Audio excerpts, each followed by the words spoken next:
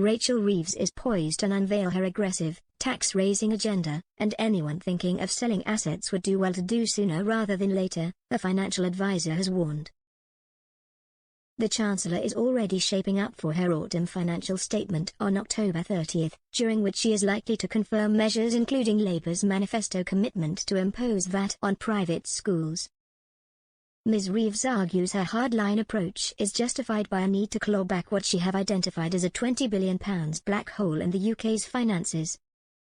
However, Mark Ashbridge, managing director of Ashbridge Partners, said, the government's tax-raising agenda means anyone thinking of selling or transferring their assets should act now. For anyone with assets, whether it's a business, property, shares or investments, and you are thinking of selling or transferring them, now is the time to act.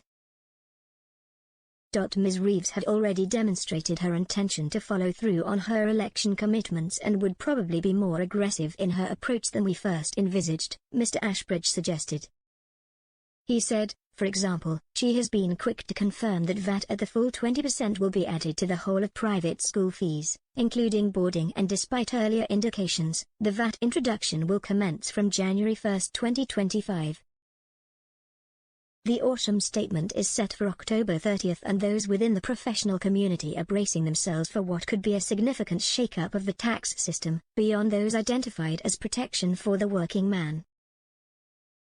In order to fill the aforementioned funding gap, she was likely to look at other taxes such as capital gains tax, CGT, business property relief, BPR, annual percentage rates, APR, and even inheritance tax, IHT, Mr. Ashbridge suggested.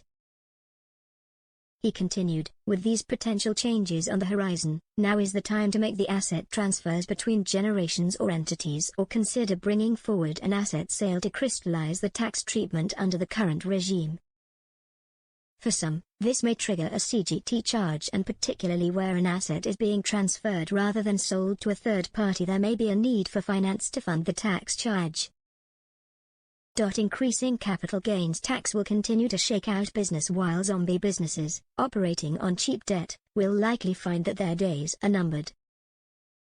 Higher costs of capital, whether for a business, property, shares or other assets, over the last 2 years would continue to shake the current business and entrepreneurial environment, which Mr. Ashbridge said had been wrapped in cotton wool for the last 17 years. He explained, zombie businesses which have been ticking along operating on cheap debt, not forced to have to make changes, will likely find that their days are numbered. They will either fold or be absorbed by other successful competitors, and this will help unleash the productivity improvement that has been missing since 2008.